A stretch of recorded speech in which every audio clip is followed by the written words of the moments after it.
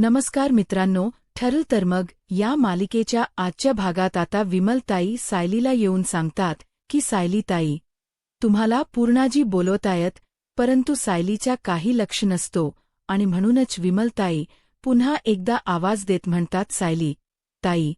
तर सायली म्हणते काय झालं? तर विमलताई म्हणतात तुम्हाला पूर्ण आजीनी बोलावलं आहे. सायली म्हणते हो का आलेच असं म्हणत आता सायली पूर्णाजींच्या रूमच्या दिशेने जात असते, परंतु सायली अस्वस्थ आहे हे अर्जुनच्या लक्षात येतं. तर दुसरीकडे पूर्णाजी सायलीची वाट पाहत असतात. सायली येताच पूर्णाजींना विचारते, पूर्णाजी, तुम्ही मला बोलावलात? तर पूर्णाजी म्हणतात हो ये बस. सायली म्हणते काय झालं पूर्णाजी म्हणतात तू गरोदर आहेस हे कळाल्यापासून मी तुला काहीच दिलं नाही, पण खरं तर पतवंडाला पणजीचा आशीर्वाद तर मिळायलाच हवा ना, आणि म्हणूनच हे तुझ्यासाठी असं म्हणत आता एक खास गिफ्ट पूर्णाजी सायलीला देतात. सायली उघडून पाहते तर त्यामध्ये सोन्याची चैन असते आणि त्यामध्ये खूप छान असं लॉकेटही असतं. ते पाहून सायली खुश होते आणि मनाशीच म्हणते खरंच मी किती नशीबवान आहे ना. म्हणजे सायली म्हणून पूर्णाजी माझ्यावर भरभरून प्रेम करतातच, पण तन्वी म्हणून माझ्या आयुष्यात राहून गेलेलं प्रेम माया आता मला परत मिळणार आहे. खरंच मी खूप नशीबवान आहे.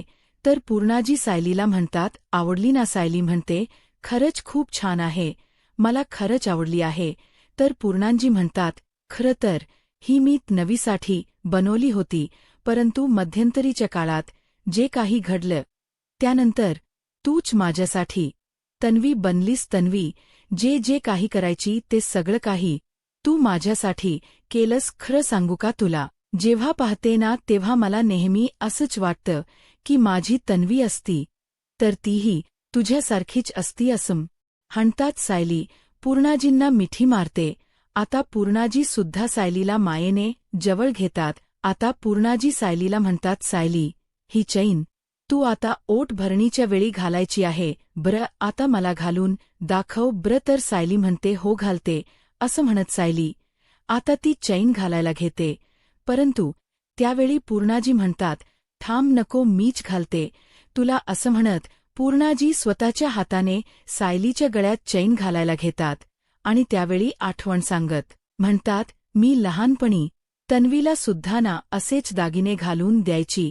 आता पूर्णाजीने स्वतःच्या हाताने या गळ्यात सोन्याचा दागिना घातलाय आणि हेच सायलीसाठी सगळ्यात महत्वाचं असतं. खरं तर तो पूर्णाजींचा आशीर्वाद असतो आणि म्हणून सायली खूप खुश असते. पूर्णाजी सायलीला विचारतात आवडलं? तर सायली म्हणते हो खूप. परंतु त्याच वेळी सायलीला तिच्या लहानपणीचा प्रसंग पुन्हा एकदा समोर दिसतो.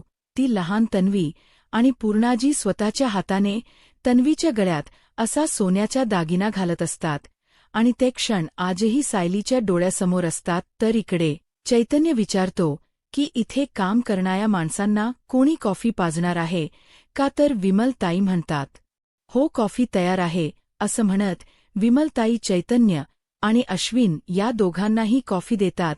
तर इकडे अस्मिता मात्र मोबाईलमध्ये असते आणि हे सगळं काही अश्विन पाहतो. अस्मिताची होणारी चिडचिड तो पाहतो आणि आता अश्विन अस्मिताकडे येत अस्मिताला म्हणतो अस्मिताई काय झालंय? आता मात्र अस्मिता थोडी दचकते. तर अश्विन अस्मिताला म्हणतो काय झालं? तू एवढी वैतागली आहेस का? चिडचिड होती तुझी? तर अस्मिता म्हणते नाही काही नाही आलेस मी असं म्हणत अस्मिता तिथून निघून जाते. तर इथे कल्पनाताई आणि विमलताई काम करत असतात. सायली म्हणते आई मी घेऊन येऊ का? तर कल्पनाताई म्हणतात सायली अगचो रोटी तुझी आहे आणि तूच काम करणार आहेस का? अगर जरा थोडा वेळ आराम कर, शांत बस ना जरा. तर त्याचवेळी अर्जुन सायलीसाठी ज्यूस घेऊन येतो आणि म्हणतो बायको हा घे ज्यूस, ज्यूसची वेळ झाली आहे. तर कल्पनाताई म्हणतात चला अर्जुनच्या अलार्मची वेळ झाली. आता सर्वजण हसू लागतात. तर त्यानंतर सायली म्हणते आई अहो प्लीज मला जरा काहीतरी काम द्या ना, बसून बसून खरंच खूप कंटाळा आला आहे.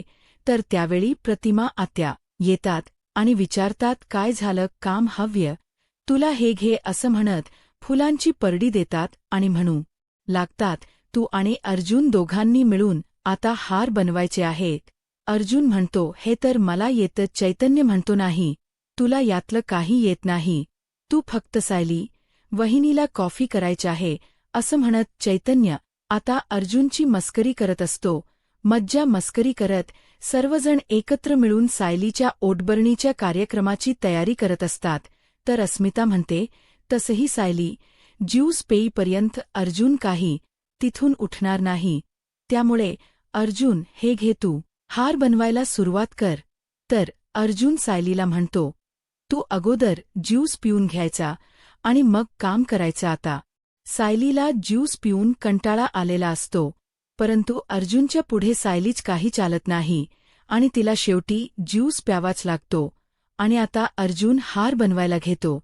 त्यावेळी अर्जुन सायलीला विचारतो, इकडे येतानवी, तुला हे हार बनवत असताना काही आठवतं का? म्हणजे सुई आणि दोरा पाहिल्यानंतर? तर सायली म्हणते, नाही.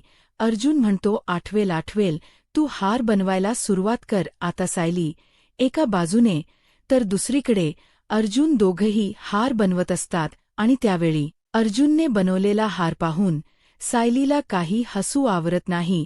कल्पनाताई म्हणतात, काय हसायला काय झालं?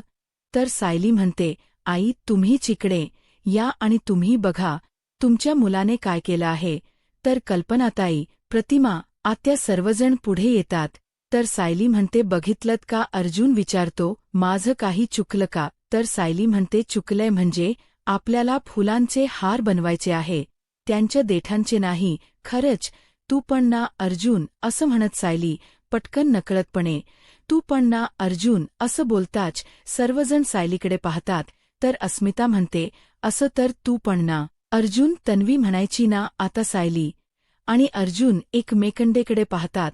तर प्रतापराव म्हणतात, अगं पण आता तर हे वाक्य सायली म्हणाली आहे ना? आणि सायली तर अर्जुनला अरे तुरे सुद्धा करत नाही. तर सायली म्हणते, नाही, मी ते चुकून, असं म्हणत सायली आता सगळ्यांनाच काहीतरी उत्तर देण्याचा प्रयत्न करते. परंतु त्याचवेळी सुमन काकू येतात आणि विचारतात, येऊ का? तर आता सर्वजण पाहतात. तर सुमन काकू आलेले असतात. तर कल्पना ताई म्हणतात, अगं सुमन, किती उशीर केलायस? तर सुमन काकू म्हणतात, मी तुम्हा सगळ्यांसाठी एक सरप्राईज घेऊन आली आहे, म्हणूनच थोडा उशीर झाला. तर प्रतापराव म्हणतात, सरप्राईज? कसलं सरप्राईज? तर सुमन काकू म्हणतात, थांबा, हा ये रे आत ये, असं म्हणस बाहेर असणार व्यक्तीला सुमन काकू आतमध्ये बोलावून घेतात. आता आलेली व्यक्ती ही राकेश असते. तर सर्वजण खुश होत मोठ्याने म्हणतात, राकेश. आता राकेश घरात येताच अर्जुन विचारतो, तू US वरून कधी आलायस? तर कल्पना ताई म्हणतात, अरे तू किती वर्षानंतर भेटतोयस? तर अस्मिता म्हणते, चला स्मितचा आणखीन एक मामा आला. तर इथे राकेश मनाशीच म्हणतो, ही मूर्ख बावळट लोक, यांना मी आल्याचा इतका आनंद झालाय की आनंदानेच माझं स्वागत करतायत, परंतु यांना कुठे माहीत आहे की मी यांना उद्ध्वस्त करायला आलो आहे. घरावर येणाऱ्या संकटाच कोण स्वागत करतं? असं म्हणत राकेश आता उत्तर देत म्हणतो, मी आज सकाळीच मुंबईमध्ये आलो आहे आणि घरी येईपर्यंत मला दुपार झाली. परंतु घरी आल्या मी आईला पहिला प्रश्न केला की सुभेदार कुठे आहेत, कारण तुम्हा सगळ्यांना मी USला खरंच खूप मिस केलं. तुम्हा सगळ्यांची मला खूप आठवण येत होती. तर कल्पना ताई म्हणतात, पण राकेश, तू खूप बदललायसा. तर राकेश म्हणतो, हो का? तर त्यानंतर आता प्रतापराव राकेशला म्हणतात, बरं आता इथेच राहायचा प्लॅन आहे की परत USला जायचं आहे? तर आता राकेश सुमन काकूंकडे पाहतो आणि म्हणतो, तसे काही माझे प्लॅन आहेत, पण इथेच आहेत, पनवेलमध्ये.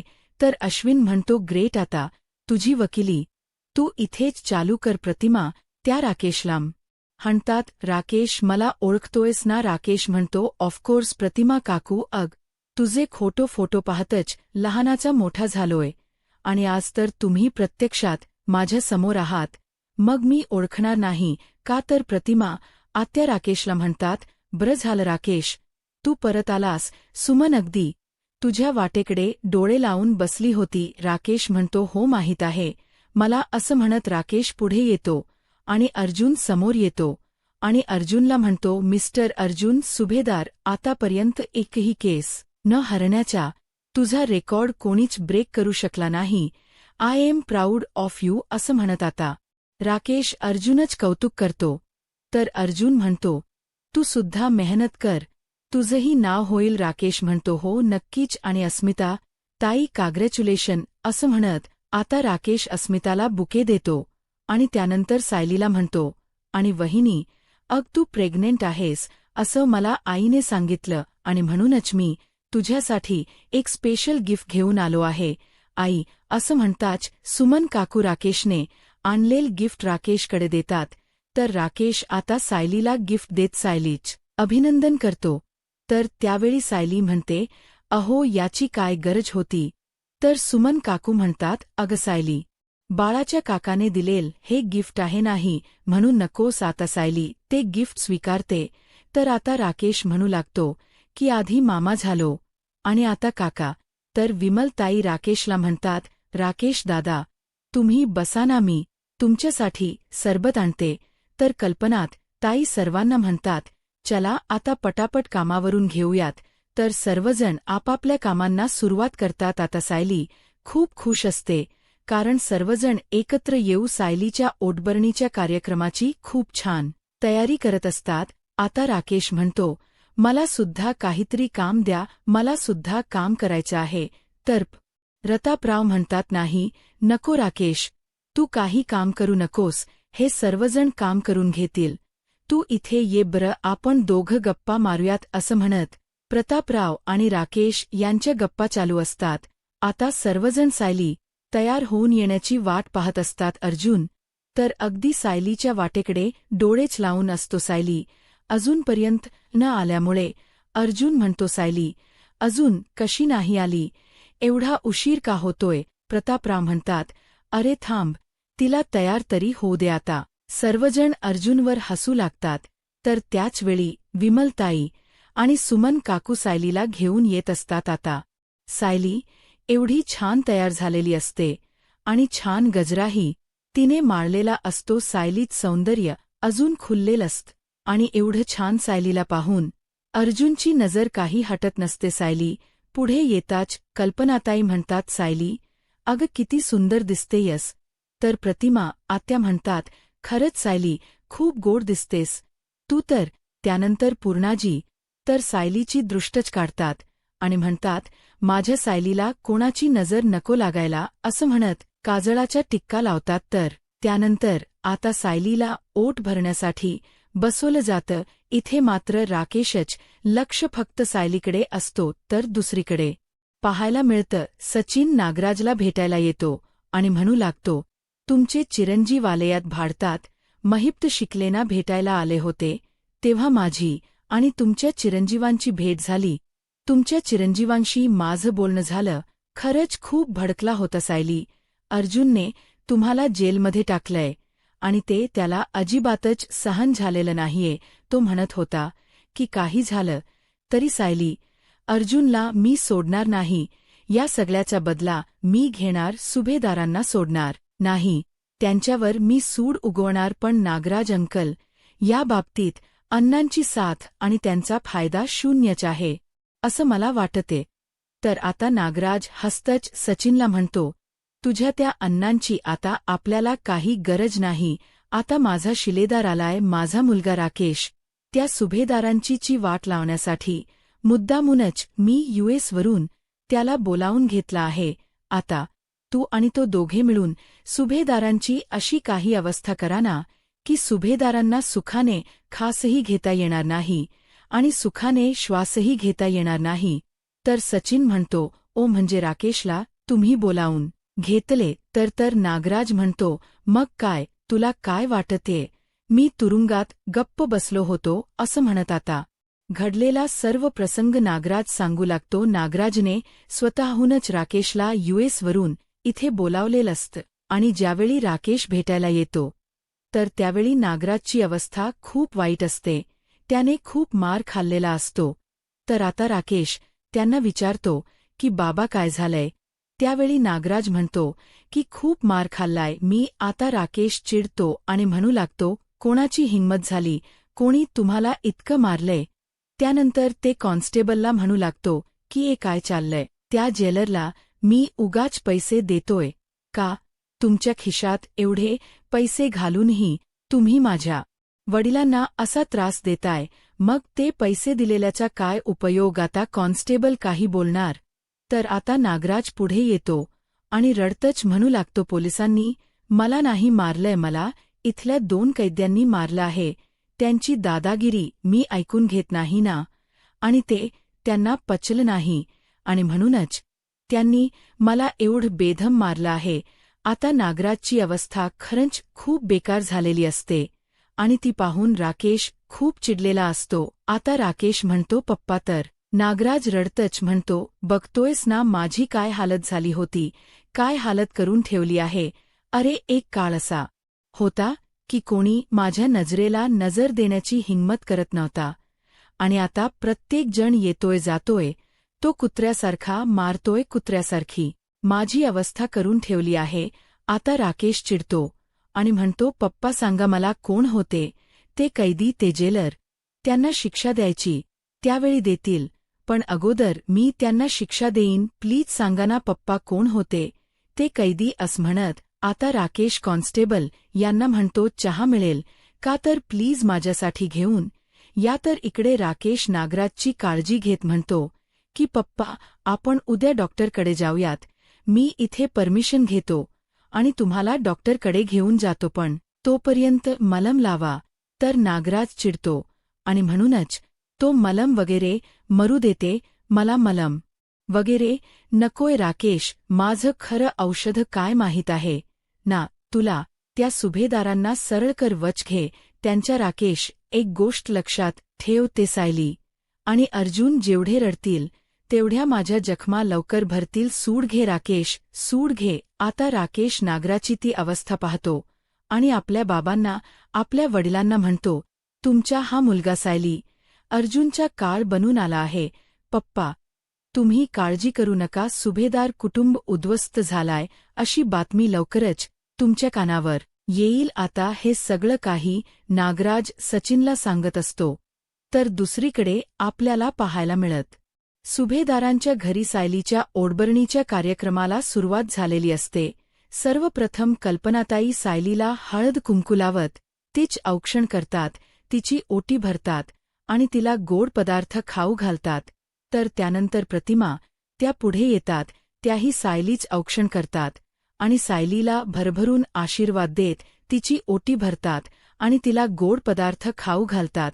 त्यानंतर सुमन काकू पुढे येतात, सायलीला हळद कुंकू लावत तिचे औक्षण करतात आणि त्यासुद्धा सायलीची चोर रोटी भरतात आणि तिला भरभरून आशीर्वाद देतात. घरातील प्रत्येक जण सायलीला भरभरून आशीर्वाद देत असतात. सुभेदारांच्या घरात खूप छान आनंदाचं वातावरण असतं. त्यानिमित्ताने सुभेदने किल्लेदार दोन्ही कुटुंब एकत्र आलेले असतात आणि त्यानंतर सायलीची लाडके ननंद म्हणजे अस्मिता पुढे येते, सायलीचा औक्षण करते, तिला हळद कुंकू लावते आणि तिला शुभ आशीर्वाद देत, शुभेच्छा देत सायलीची ओटी भरते. आता सर्वजण खूप खुश असतात. अर्जुन अगदी प्रेमाने सायलीकडे पाहत असतो. आता अस्मिता सुद्धा सायलीची चोर ओटी भरते, तर सर्वजण खूप खुश असतात. आता 4 जणी झालेले असतात. पूर्णाची विमलला आवाज येत म्हणतात, चल विमल ये, सायलीची ओटी भर 5 सवाशणी पाहायला हव्यात ना. तर आता विमलताई पुढे येतात आणि सायलीची चोर ओटी भरत असतात आणि हे सगळं दृश्य पाहून राकेशला मात्र खूप राग येत असतो. तर दुसरीकडे सचिन नागराजला म्हणतो, हे खरंच खूप बेस्ट केलं तुम्ही नागराज अंकल, मी एकटा कुठे कुठे पुढे पडणार होतो. आता 1 से 2 असं म्हणत नागराज आणि सचिन या दोघांनी आखलेली ही खेळी सुभेदारांना उद्ध्वस्त करण्यासाठी असते. तर आता नागराज सचिनला म्हणतो की तुम्ही दोघांनी मिळून सुभेदारांचे कुटुंब उद्ध्वस्त करायचे आहे. तुम्ही दोघांनी एकत्र येत काम सुरू केलं की त्या सुभेदारांची काही खैर नाही. तर सचिन म्हणतो, जर आतापर्यंत अण्णा माझ्यासोबत असते ना, तर आता त्या लोकांची मी पूर्ण वाट लावली असते. पण आता त्या अण्णांच काय चाललंय माहीत असेल ना नागराज अंकल. तुम्हाला बहुगुणी बाबांचे भक्त झाले. ते रात्रंदिवस कीर्तन काय करतात, भजन काय करतात. भक्त त्यांच्या पायाशी लीन काय होतात, भक्तांना उपदेश काय देतात. आतापर्यंत असणारे महिपत शिकरे आता महिपत बाबा झाले आहेत. तर नागराज त्यांना म्हणतो, काही नाही रे, 4 दिवसाची नाटक आहेत. ती येईल, टाळ्यावर येईल. तो पण तुम्ही दोघांनी त्या दिवसाची वाट पाहायची नाहीये. असं काहीतरी करा की त्या सुभेद्रांच्या पायाखालची जमीनच सरकायला हवी. तर आता सचिन म्हणतो, नागराज अंकल, माझ्या हाती एक बॉम्ब लागलाय. तो बॉम्ब टाकला ना की सुभेदार संपूर्ण हादरून जातील आणि त्यांच संपूर्ण घर पेटेल. तर आता नागराज सचिनला म्हणतो, मग काय आता मुहूर्ताची वाट बघतोयस का? सचिन म्हणतो, नाही, मुहूर्ताची वाट नाही, तर योग्य संधीची वाट बघतोय. वेळ खूप महत्वाची असते नागराज अंकल. एखादी गोष्ट जर वेळेवर घडली तरच त्याचा इफेक्ट खूप चांगला होतो आणि जसा आपल्याला हवा तसा असा होतो. तर नागराज म्हणतो, एवढं बोलतोयस ना तू, मग आता सांगून तरी टाक की तुझ्या हाती नक्की असला कोणता बॉम्ब लागलाय. तर सचिन म्हणतो, सांगतो, सगळं काही सांगतो. तर दुसरीकडे सुभेदारांच्या घरी आपल्याला पाहायला मिळतं, एक एक करून सर्वच जण आता गिफ्ट देण्यासाठी पुढे येतात.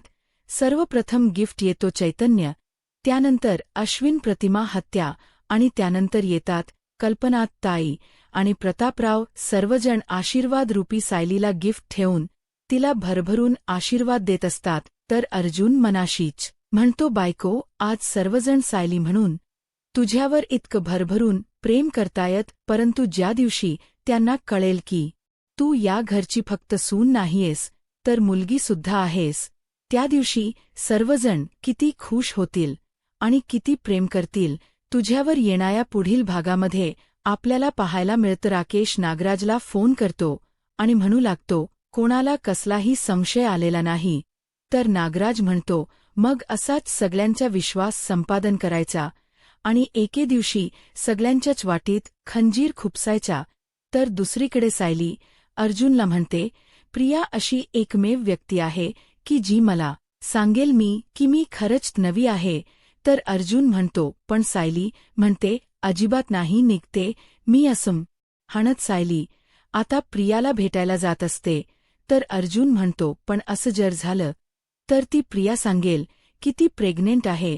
तर दुसरीकडे सायली घराबाहेर पडत असते. तर इकडे राकेश म्हणू लागतो की सायलीमध्ये सगळ्यांचा जीव आहे, आता मी सायलीचा जीव घेणार. इकडे अर्जुन सायलीला म्हणतो, अग थांब, मी आलोच. तर आता राकेश सायलीला मारण्यामध्ये यशस्वी ठरेल का की अर्जुन सायलीला वाचवेल? आता पुढे काय होईल हे पाहायला आत्ताच माझा महाराष्ट्र या यूट्यूब चॅनलला सबस्क्राईब करा. धन्यवाद.